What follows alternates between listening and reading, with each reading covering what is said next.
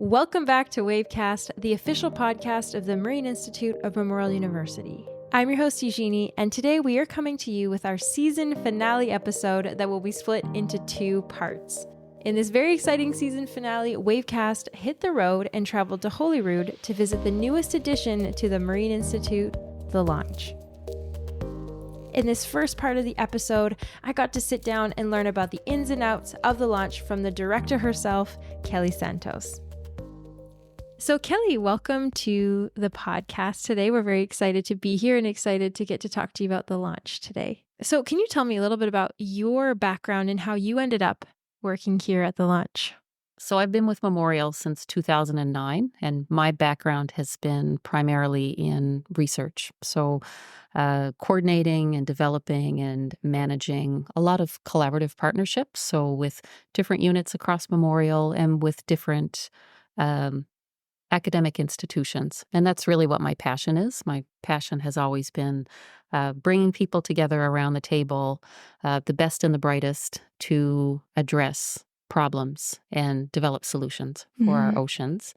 I moved to the Marine Institute in 2015 to join the research office there and played a similar role. I had a chance to work with researchers and grad students and technical personnel right across the Institute. It was the best decision I've ever made.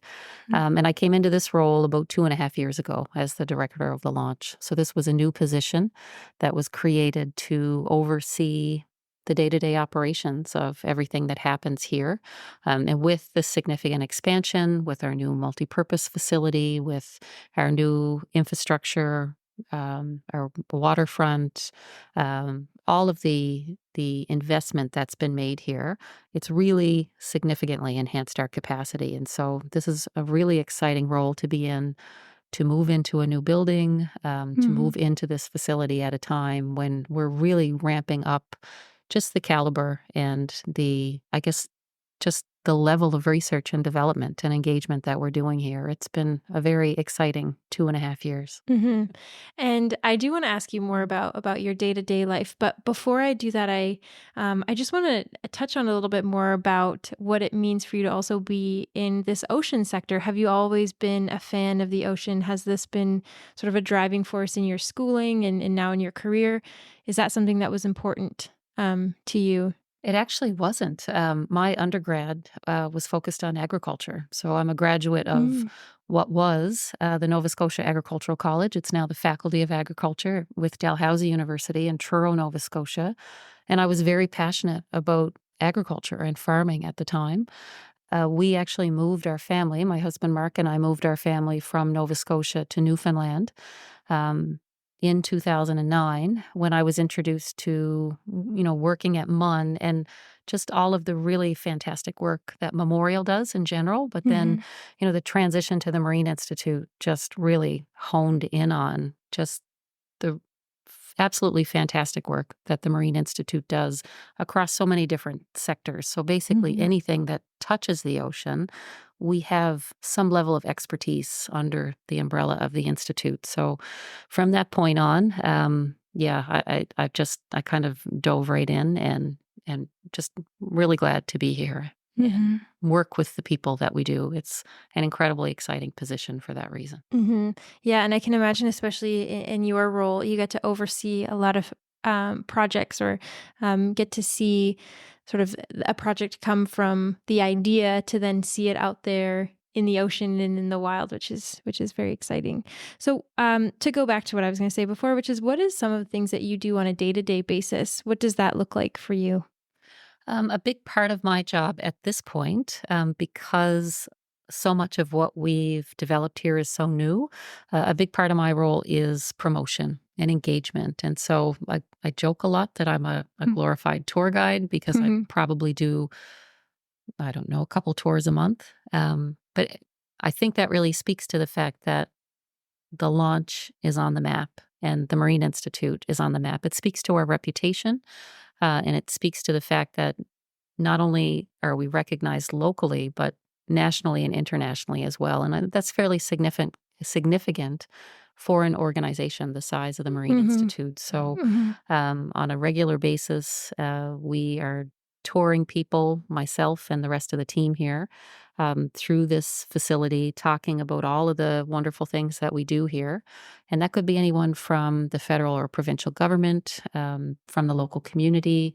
International interest is significant. So through the great work of our trade commissioners, we get to meet with delegates from different countries all over the world. And they know what the launch is, and they know what we do, and they're really intrigued and excited to be here. And I think once people are on site and they just walk into the building and see these views and see a lot of the technology and that the infrastructure that we have here in one place, there really is a wow factor here. So that's really one of the most fun things about my job, is just seeing that wow factor. And then some of the less exciting things are just the day-to-day, the operational pieces. So making sure that the team here and that the researchers who are coming here from across the Marine Institute have access to the resources that they need. Basically, supporting our research, supporting our training activities, supporting our students, and just making sure all of those behind-the-scenes things are taken care of so that all of those activities can run smoothly and safely at the end of the day. So when I first started in my program at the Marine Institute a few years ago, I had known that there were, because I'm in a research-based program, and so I wasn't part of the technology side of things, and I had known that there was a center in Holyrood or someplace where there were students that were going out, trying things, testing their equipment, doing different tech sessions.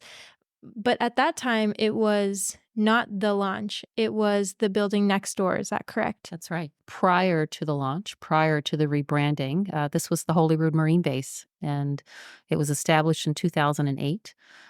It was recognized at that time that as a Marine Institute, that the direct access to the ocean and being able to deliver training and education programs on the edge of the ocean was really crucial to the Marine Institute. And still to this day, it's really what sets us apart. You know, I think you're seeing some of that while you're on site today, just the experiences that the students have. So we did start in our original building, now the Holyrood Base building, the HB building, approximately 8,000 square feet, I think, and, very tight quarters. But when you look at the caliber and just the volume of research and training that happened here prior to all of this new construction being completed, it's incredibly impressive. So, with limited resources, the Center for Applied Ocean Technology and the Offshore Safety and Survival Center operated here for a number of years, very successfully. So I think it really speaks to the caliber of people that were based here and just the quality of their work. And so what was the need then to have the launch? If we were able to perform at such a high level at that time, what was the main driver to have this space? Was it also for industry partners? Will they use the space as well, not just students? Or that was definitely a part of the grand vision. And I think what we're able to take advantage of today, or what we've established today, as far as the infrastructure and the resources that are here, I think that was the ultimate grand vision. When we first established this campus in 2008, I think the original building and the original infrastructure was kind of phase one of that vision, recognizing just how ideal this location is, recognizing how conducive it is to the work that we do. Ultimately, the vision was to develop this facility to this capacity so that we could bring together all of the different groups that we work with.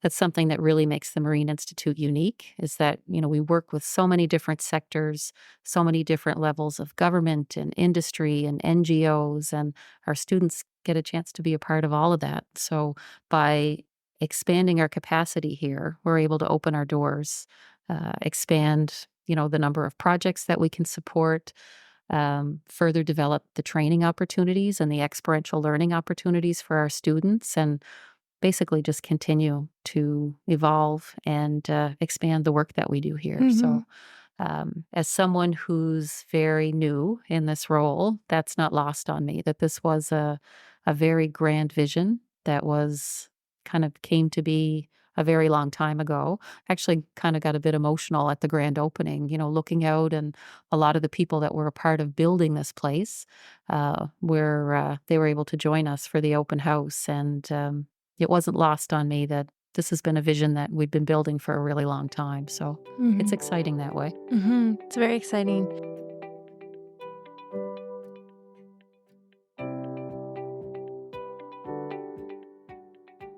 You mentioned two programs that use this space. Are there other programs, like you mentioned, was it the School of Applied Ocean Technology? No, wait. I always get mixed up with the acronyms at the Marine Institute. There's so many. Yeah. So who uses the launch in terms of the students? Which groups use them? So we have two of our key centers that are based here. So this is their home base. This is where they operate out of. And one of those is the Center for Applied Ocean Technology, and the other is the Offshore Safety and Survival Center. So Center for Applied Ocean Technology, or CTEC, they are our technical experts with so much of the technology that's based here and that's operated out of here. They do fairly extensive work. I would say within the ocean tech sector in general, and that's pretty wide-reaching. The Offshore Safety and Survival Center conducts training for our offshore personnel, and this location provides a fantastic site for that. They train almost 365 days of the year in real-world conditions, so we know that the personnel that we're training, that they're ready to go out into the offshore and they're going to be able to operate safely. As far as who uses the launch, that's the entire Marine Institute. So Tech Session is a really great example of that. All three of our schools have students that come out for different activities as a part of their program. So School of Ocean Technology, School of Fisheries, and School of Maritime Studies will all have students here over the next 8 weeks.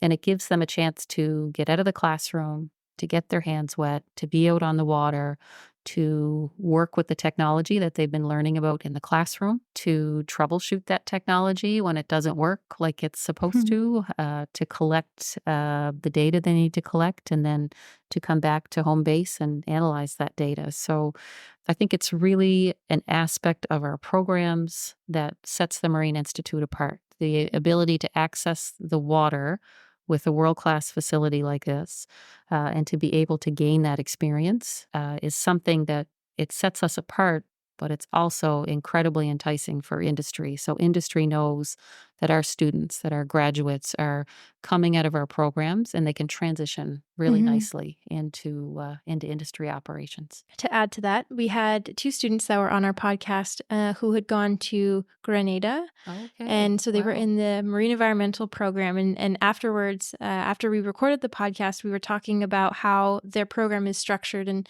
why they chose those programs coming out of high school. And one of the responses, well, actually both of them, but this one really stood out to me, was she said that it was the only program, there's the marine biology program at MUN, but she really was drawn to this one because of the technical aspect of their degree that they're getting. And they had talked about how they had done the SVOP training here, which I've never done. And in my undergrad, I didn't get the chance to do that. And still, I don't have that. So I will be coming back to do that. But I think that is a very strong aspect of these programs, is that they do have this hands-on component to it, so that, like you said, when students come out of the program, they're very hireable. So it's an exciting aspect of the program. One of the things I get a chance to enjoy, because I'm not involved in the actual training or the program delivery, but just having the students here on site, and they're taking a marine-based program, but maybe they haven't been on the water before. Maybe they've never been out on a boat. They get a chance to do that for the first time.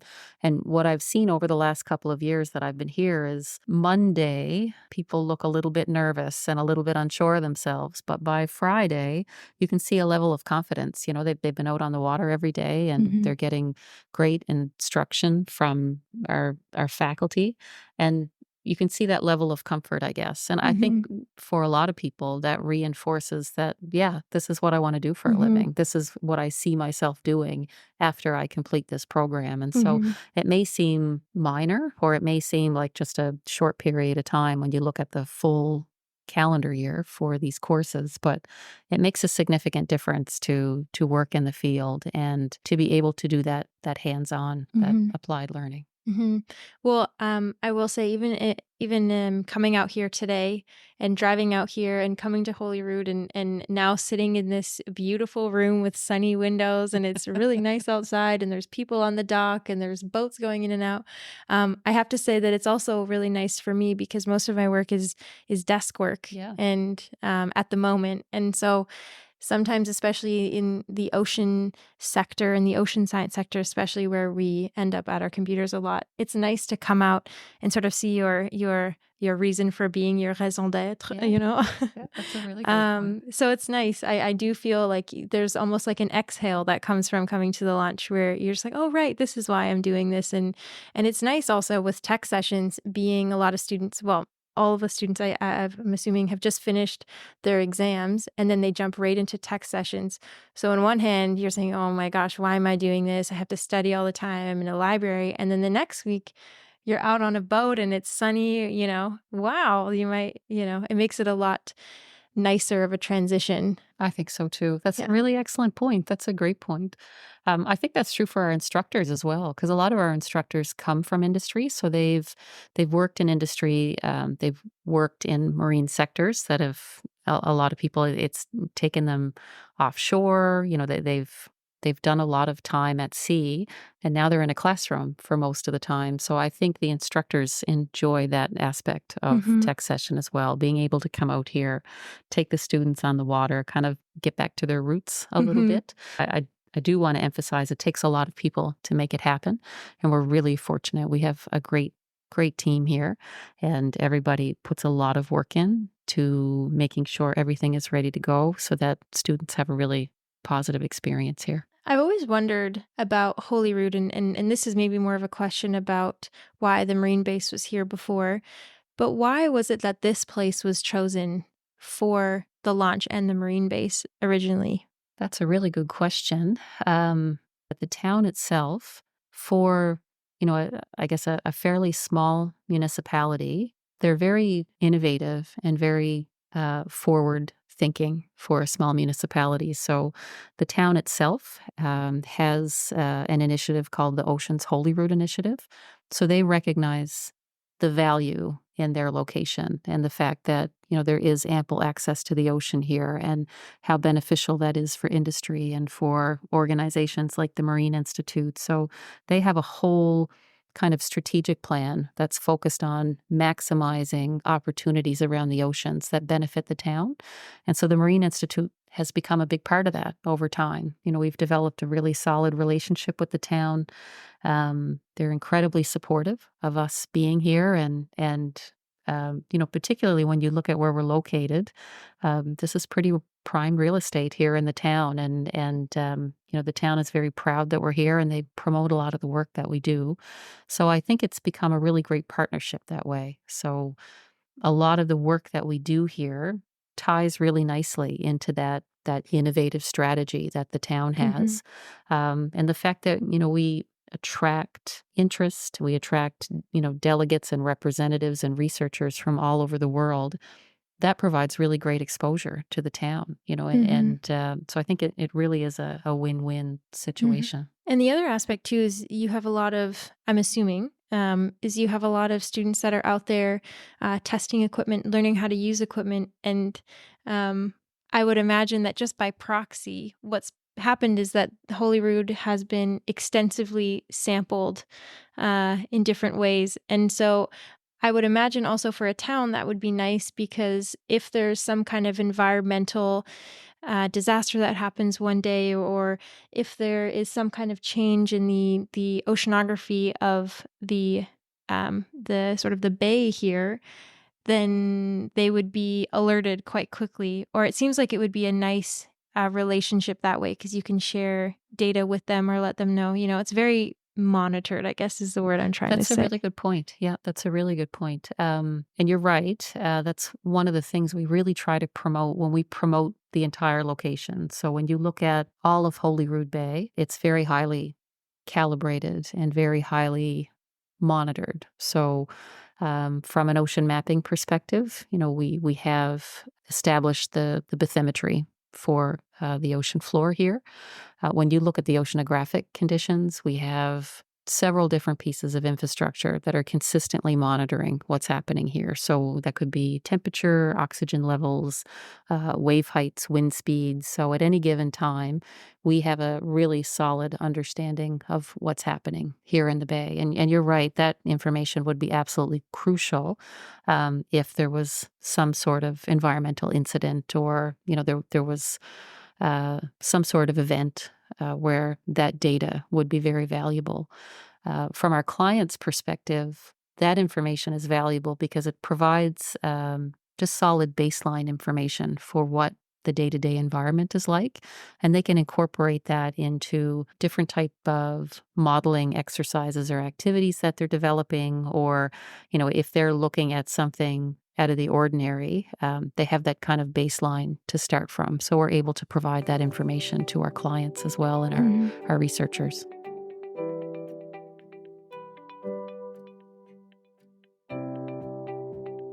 My other question here, to talk about the student experience in tech sessions again, what can a new student expect who is entering into tech sessions for the first time this year?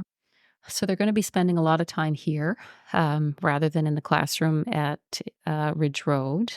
This is the first year for tech session that we are fully open for business. So last year's tech session was still a little bit constrained as far as space that was available and making sure all of the resources were available, because we were still juggling the very final stages of construction. But to everyone's credit, we managed to make it work.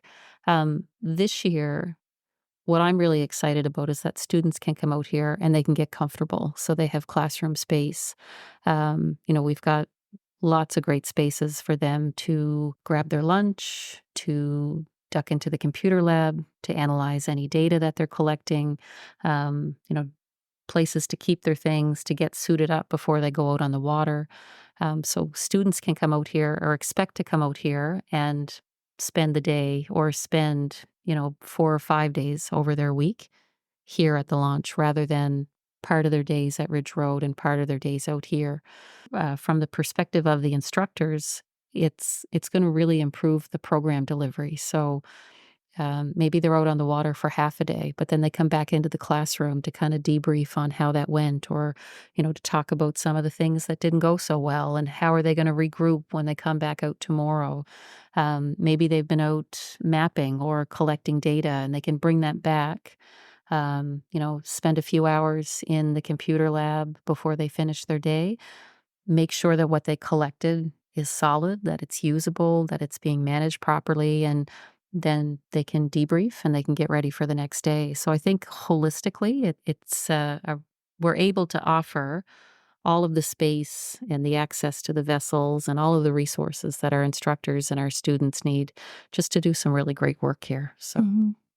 So on average in a program, how often do students spend at the launch? Because you mentioned a couple days, but you also mentioned all of tech sessions were 8 weeks. So is that just everybody all together in all of these different programs is 8 weeks? Or do some students only spend a day or two here? Or how does that work? It depends on the program, and it depends on the school. So the bulk of our students will be from the School of Ocean Technology, particularly the ocean mapping program. So they have a fairly extensive tech session, which I believe is 6 to 8 weeks. We'll also have master's students out here for approximately 3 to 4 weeks towards the end, the latter part of tech session. School of Maritime Studies is very course-based. So they'll come out to do particular courses. As an example, they'll do a BOSR course, Basic Oil Spill Response. They'll do SVOP, or they'll do Basic Personal Boating. So it's very course-based. So that could be 3 days of your week. It could be 5 days of your week. It really depends on the course. And School of Fisheries is very similar. So marine environmental, I think most of those programs are between 3 and 4 days. So they'll spend most of their week here, and then maybe a day in at Ridge Road. Okay. Yeah. No, I think it's an exciting time of year. I think, particularly after the winter and the weather, hopefully we have a lot more days like today and it's really nice and sunny for everybody, but that's never the case. Mm-hmm. But it is a really exciting time just to have all of the students here, to have the instructors get out of the classroom and everybody just get their hands wet and get out on the water and enjoy that. Mm-hmm.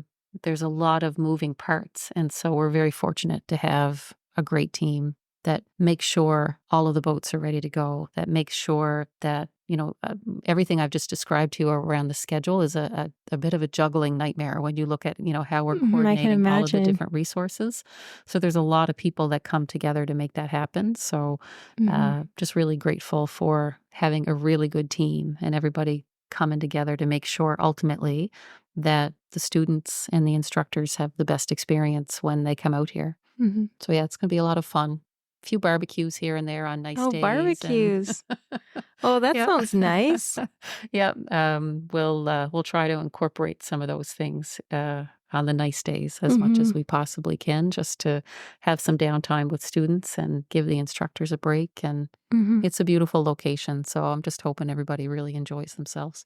What I've noticed is when people come back from the launch, they always have a big smile on their face, especially if it's been a nice day. But even if it hasn't, and they say, "Oh, I was just out at the launch today. I was doing something with an equipment, or I was meeting this person." Anytime I've seen one person come back from the launch, they always seem like they're doing well. They seem that they're in a good mental state, that they're happy with their day. And I hope that also happens for students that are here during tech sessions. And it really sounds like it does. It's very peaceful here. I love it. I will be back. I love to hear all that, Eugenie. That's really great to hear. Yeah. My gosh. Yeah. I'll do the same thing when I go back later today. I'm going to tell everybody that I was just at the lunch, almost like as if I'd gone to the spa. I feel much better now. Much lighter. But yeah, Kelley, thank you so much for joining the podcast today. It was great to chat with you. No, it's my pleasure. Thank you for having me. And hopefully we'll see you back really soon. Thank you again to Kelley for joining us on this week's episode. Stay tuned for next time as we get out on the water with the marine environmental students, and we get to sit down and talk with Kirk Regular and Bethany Randell about exciting projects that they get to work on at the launch. If you have questions for Kelley or suggestions for the next season of Wavecast, you can send an email to wavecast.mi.mun.ca. We'll see you in part 2.